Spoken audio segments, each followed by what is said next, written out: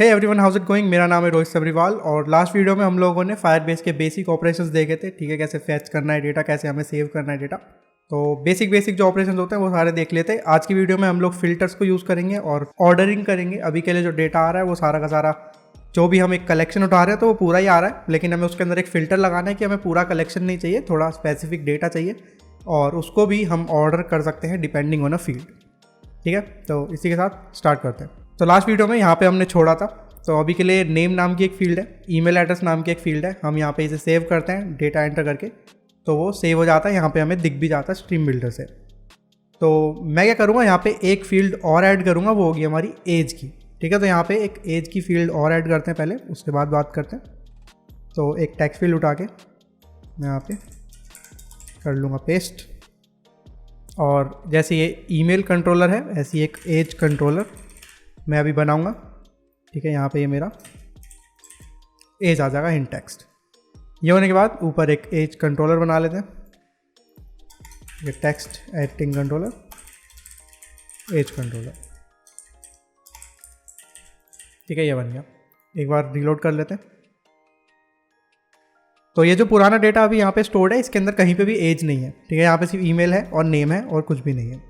तो सबसे पहले चलते हैं फायर स्टोर में यहाँ पे, और फायर स्टोर में जाके मैं पूरा का पूरा जो अपना कलेक्शन है उसी को डिलीट कर दूंगा, यानी कि सारा डेटा मैं इसमें से अभी के लिए हटा रहा हूँ।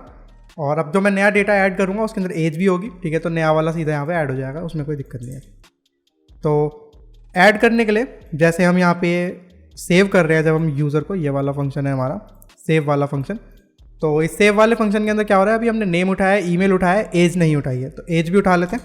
String age equal to age controller dot text dot trim. ठीक है, तो ये जो एज अभी हमें मिली है ये एक स्ट्रिंग है। ठीक है, स्ट्रिंग क्यों है, क्योंकि हमने अभी इसे टेक्स्ट फील्ड में से उठाया। तो टेक्स्ट फील्ड में से सिंपल सी बात है, तुम्हें एक स्ट्रिंग ही मिलेगी। तो हमें क्या करना है, इस एज को एक्चुअली में इंटीजर बनाना है। ठीक है, तो स्ट्रिंग से इंटीजर हमें बनाना पड़ेगा इसे। तो इस एज को मैं ले लूँगा एज स्ट्रिंग। ठीक है, और अब इस एज स्ट्रिंग को यूज़ करके मैं एक्चुअल एज बनाऊंगा इंटीजर में। ठीक है, तो int age equal to int dot parse age string.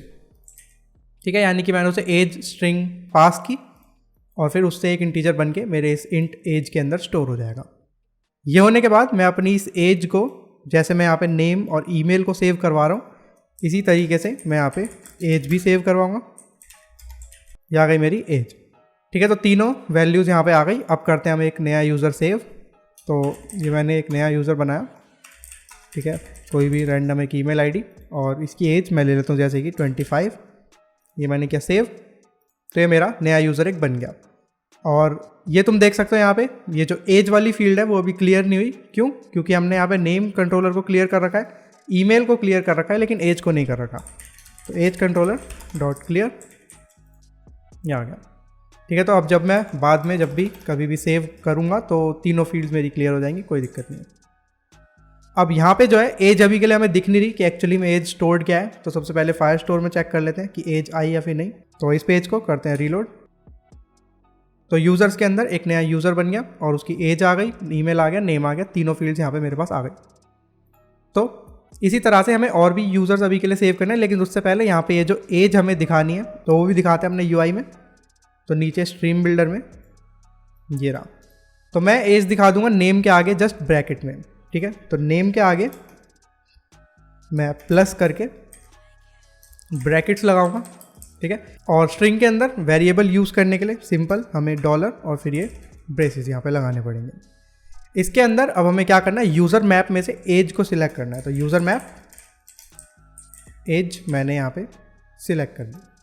ठीक है, तो सेव किया, ये मेरे पास उसकी एज भी आ गई। तो उसकी एज आ रही है, उसका नेम आ रहा है, उसका ईमेल आ रहा है। अब इसी तरह से थोड़े से और यूज़र्स यहाँ पे ऐड करते हैं जिनकी अलग अलग एज होगी, अलग अलग ईमेल्स होंगे। ठीक है, तो कुछ भी मैं रैंडम यहाँ पे ऐड कर देता हूँ।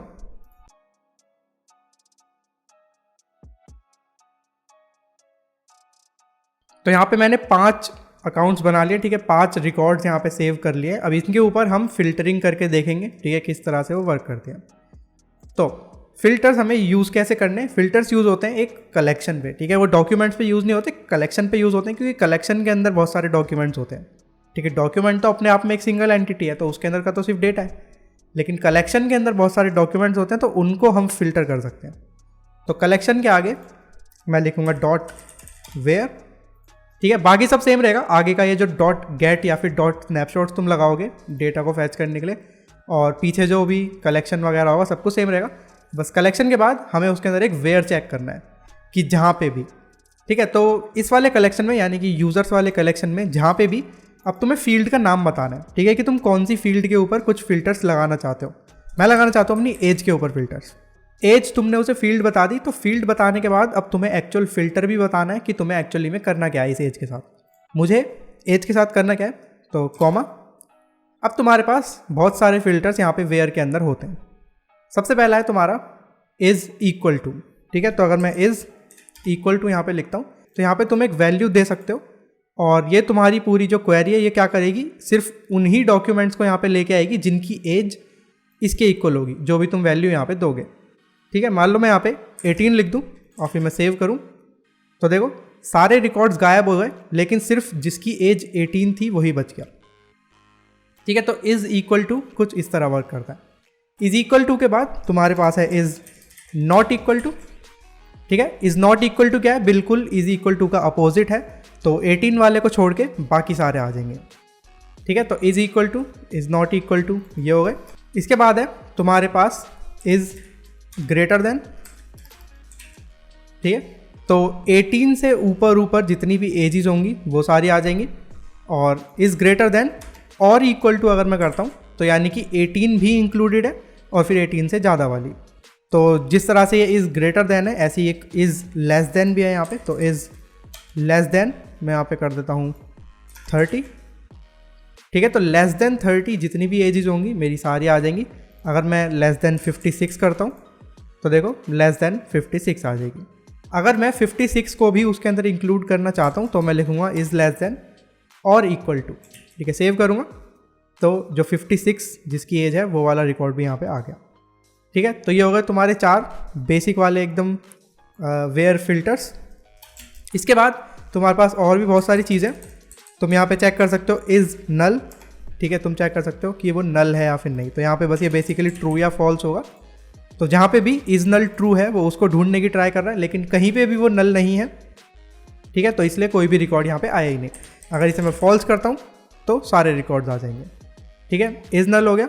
इसके अलावा मेन है हमारा एक वेयर इन। अब इस वेयर इन के अंदर क्या होता है, वेयर इन को तुम एक लिस्ट दोगे। मान लो मैं इसे यहाँ पे लिस्ट बना के दे रहा हूँ, ठीक है, तो मैं इसे कुछ दे देता हूँ, कुछ वैल्यूज, जैसे कि एक तो 18 इसे दे देता हूँ मैं, 25 इसे दे देता हूँ मैं, और 44 इसे दे देता हूँ मैं, ठीक है। तो ये क्या करेगा, एज को चेक करेगा जो कि सिर्फ इन तीनों में से कोई एक हो, ठीक है। वेयर इन क्या करता है, इस पूरी लिस्ट के अगेंस्ट उसे चेक करेगा, और जिस भी रिकॉर्ड की एज इन तीनों में से किसी से भी मिलती हुई होगी वो उस वाले रिकॉर्ड को इस स्नैपशॉट के अंदर लाएगा, ठीक है। ट्राई करके देखते हैं।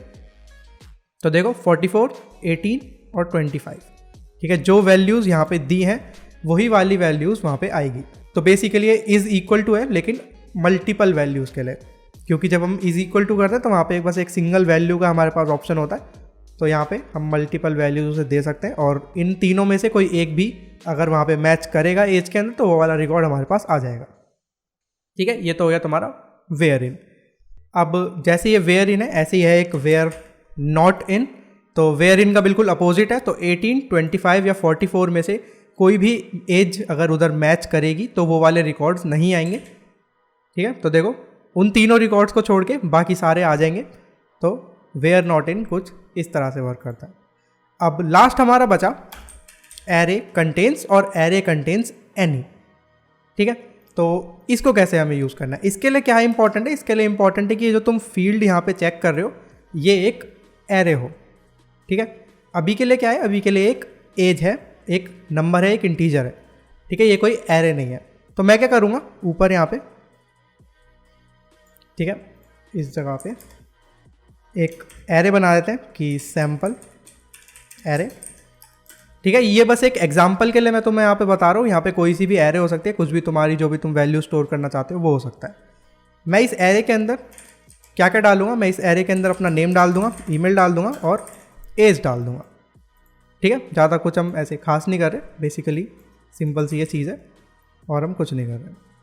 नीचे करते हैं और अब नए रिकॉर्ड्स हमें ऐड करने पड़ेंगे, पुराने वाले हटाने पड़ेंगे क्योंकि इनके अंदर सैम्पल एरे नाम की कोई भी फील्ड नहीं होगी। राइट, तो इनको कर देता हूँ वहाँ से मैं डिलीट।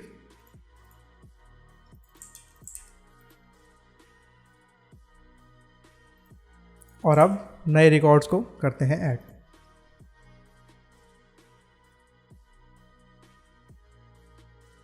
अब मैंने सिर्फ 3 अकाउंट्स को यहाँ पे ऐड करा है, तो अब हम ट्राई करते हैं कि एरे कंटेंट से क्या होता है बेसिकली। ठीक है, तो वेयर यहाँ पे मैं दूंगा अपनी एरे का नाम जो कि है अभी के लिए सैम्पल एरे। ठीक है, अगर मैं सैम्पल एरे के अंदर का डेटा चेक करूँ या फायर स्टोर में,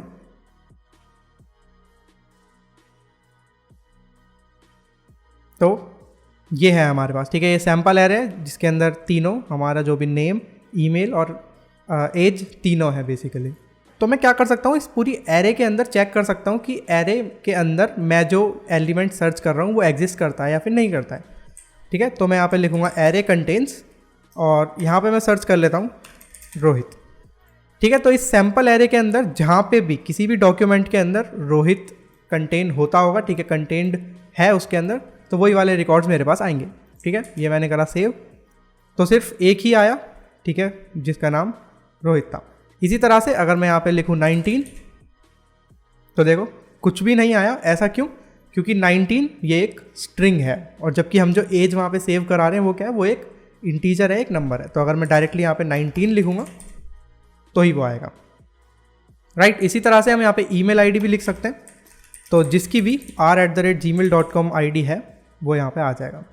ठीक है, तो ये एरे कंटेन्स बेसिकली किसी भी एरे के अंदर वैल्यूज़ को चेक कराने के लिए, और इसको तुम एक सिंगल वैल्यू देते हो और वो इस वाली एरे के अंदर वो वाली सिंगल वैल्यू को चेक करता है कि ये एग्जिस्ट करती है या फिर नहीं। यहाँ पे ये एक एग्जांपल है, ये कोई इसकी एक्चुअल यूजेज नहीं है। ठीक है, तो ये एक एग्जांपल है कि तुम इस तरह से एरे के अंदर कोई भी वैल्यू को फाइंड कर सकते हो। एरे कंटेन्स के साथ साथ तुम्हें मिलता है एरे कंटेन्स एनी। ठीक है, तो एरे कंटेन्स एनी क्या करता है कि इसको तुम एक लिस्ट दे सकते हो पूरी, या तो r@gmail हो या फिर 20 हो। तो देखो 2 रिकॉर्ड्स मेरे पास आ गए, जहाँ पे उसे ईमेल आईडी मिली वो वाला भी और जहाँ पे उसे एज मिली वो वाला भी। तो एरे कंटेन्स एनी का मतलब कि इस पूरी एरे में से कोई सा भी एलिमेंट इस वाली पूरी एरे में अगर एग्जिस्ट करता होगा तो वो उसे यहाँ पे लाके दे देगा। ठीक है, तो सारे ऑलमोस्ट वेयर वाले फिल्टर्स हमारे सारे हो गए। अब चलते हैं ऑर्डरिंग पे। ठीक है, अभी के लिए इसको मैं हटा देता हूँ वापस। ठीक है, वापस आ गए मेरे सारे रिकॉर्ड्स। तो अब कुछ नए रिकॉर्ड्स ऐड करते हैं फिर से। तो न्यू मैंने ऐड करा एक, मान लो इसकी एज मैं रख रहा हूँ 18। ठीक है, मैंने सेव किया तो ये यहाँ पे मेरे पास आ गया। अब यहाँ पे प्रॉब्लम क्या है, देखोगे तो सबसे ऊपर 19 है, उसके नीचे 18 है, उसके नीचे 20 है, उसके नीचे 30 है। अगर हम इसे ऑर्डर में लगाना चाहें तो बेसिकली 2 ऑर्डर्स हो सकते हैं, या तो मैं 30 को ऊपर रखूँ और फिर अपोजिट आऊँ, ठीक है, कि 30 फिर 20 फिर 19 फिर 18, या फिर मैं इसे असेंडिंग ऑर्डर में रख सकता हूँ। ठीक है, सबसे ऊपर 18 फिर 19 फिर 20 फिर 30। ठीक है, तो ये काम होता है तुम्हारा ऑर्डर करने का। तो ये भी यहाँ पे अवेलेबल है, तुम किसी कलेक्शन को जो भी तुम डॉक्यूमेंट्स फैच कर रहे हो उनको तुम ऑर्डर भी कर सकते हो। ठीक है, तो कलेक्शन के आगे जैसे हम .where लिखते हैं इसी तरह से हमें लिखना पड़ेगा .order by। ठीक है, ऑर्डर बाय के अंदर भी तुम्हें फील्ड देनी पड़ेगी कि कौन सी फील्ड के अकॉर्डिंग तुम उसे ऑर्डर करना चाहते हो। मैं करना चाहता हूँ एज के अकॉर्डिंग। ठीक है, एज मैंने लिखा तो देखो ऑटोमेटिकली वो 18 ऊपर आ गया, 19, 20 और 30। और ये हमेशा ऐसे ही ऑर्डर रहेगा, तुम जब भी कोई भी नया रिकॉर्ड ऐड करोगे तो वो हमेशा अपने एज के अकॉर्डिंग वहाँ पे अलाइन हो जाएगा। जैसे कि एक नया डाल के देखते हैं, न्यू अकाउंट, इसकी एज मैं रख देता हूँ 25 और कुछ भी रैंडम ईमेल आईडी दे देता हूँ। सेव करा तो देखो 20 और 30 के बीच में वो ऑटोमेटिक आ गया। ठीक है, तो इस तरह से कुछ वर्क करता है तुम्हारा ऑर्डर बाय। अब जैसा कि मैंने बताया कि ऑर्डर बाय ऐसे तो ठीक लग रहा है क्योंकि 18, 19, 20 आ रहा है, लेकिन मैंने तुम्हें एक और ऑर्डर बताया था कि डिसेंडिंग ऑर्डर में भी हो सकता है ये, यानी कि 30 सबसे ऊपर फिर एज कम होते होते वो नीचे आता जाता। तो वो भी यहाँ पे पॉसिबल है। ऑर्डर बाय के अंदर तुम यहाँ पे लिख सकते हो डिसेंडिंग ट्रू। तो देखो अब वो अपोजिट हो गया 30, 25, 20, 19, 18। और अगर तुम डिसेंडिंग ट्रू नहीं लगाते हो तो बाय डिफ़ॉल्ट वो असेंडिंग में होता है, तो वो 18, 19, 20, 25, 30 इस तरह से आएगा। ठीक है, तो वेयर और ऑर्डर बाय हमने दोनों देख लिया। अब यहाँ पे क्या है कि तुम वेयर और ऑर्डर बाय दोनों को ही साथ में यूज़ कर सकते हो। ठीक है, ऐसे कोई दिक्कत नहीं है अगर तुम दोनों को साथ में भी यूज़ करते हो तो। जैसे कि मान लो मैं चाहता हूँ कि मेरे को यूज़र्स चाहिए जिनकी एज 20 से ज़्यादा हो, ठीक है, 20 अबव हो या फिर 20 हो, ठीक है, इज़ ग्रेटर देन और इक्वल टू हो गया ये। और हमें फिर उसे ऑर्डर भी करना है एज के अकॉर्डिंग, ठीक है, ताकि जो रिजल्ट्स आए वो ऐसे ऊपर नीचे ना आए तब भी एज के अकॉर्डिंग ही, लेकिन बस आए वही जो 20 अबव हो या फिर ऑफकोर्स 20 के हो। ठीक है, तो कलेक्शन के आगे मैं लिखूंगा where age is greater than और इक्वल टू 20 और फिर उसे मैंने ऑर्डर कर रखा है एज के हिसाब से और फिर स्नैपशॉट उसके उठा लिया। और ऐसा नहीं है कि ये सिर्फ स्नैपशॉट के साथ वर्क करता है, जैसा मैंने बताया अगर तुम गेट करके भी किसी फंक्शन के अंदर डेटा को फैच करते हो, जैसे हमने पिछली वीडियो में देखा था, तो वहाँ पे भी ये सब वर्क करता है, तो कोई प्रॉब्लम नहीं आएगी। ये मैंने करा सेव, तो देखो 20, 25, 30 सिर्फ 20 और 20 से अबव वाले रिकॉर्ड्स आए और वो भी एकदम ऑर्डर्ड, ठीक है, एज के अकॉर्डिंग। अगर अब मैं इस ऑर्डर को डिसेंडिंग ट्रू कर दूं तो वो अपोजिट हो जाएगा, लेकिन अभी भी रिकॉर्ड वही आएंगे जो ग्रेटर दैन और इक्वल टू 20 होंगे। अब मान लो मैं यहाँ पे ये नंबर को थोड़ा चेंज कर दूं, 19 रखते हैं, सेव करा तो यहाँ पे 19 वाला भी आ गया। तो इस तरह से हम वेयर और ऑर्डर बाय को यूज़ करके जो भी हमें स्पेसिफिक डेटा चाहिए फायरस्टोर में से उसको हम यहाँ पे उठा सकते हैं। और लास्ट वीडियो में बाकी जो बेसिक ऑपरेशंस होते हैं वो सब तो हमने देख ही लिए थे। तो अगर तुम्हें कोई भी प्रॉब्लम हो, कोई भी डाउट्स हो तो तुम मेरे से पूछ सकते हो। तो आज के लिए इतना ही रखते हैं। होपफुली आज की वीडियो अच्छी लगी होगी। और अगर तुम लोग मेरे से 1-on-1 सीखना चाहते हो तो मेरे को इंस्टाग्राम पे डीएम कर सकते हो। मेरा इंस्टाग्राम है @RohitSamRiwal। तो आज के लिए इतना ही, मिलते हैं अगली वीडियो में। Thank you, bye bye.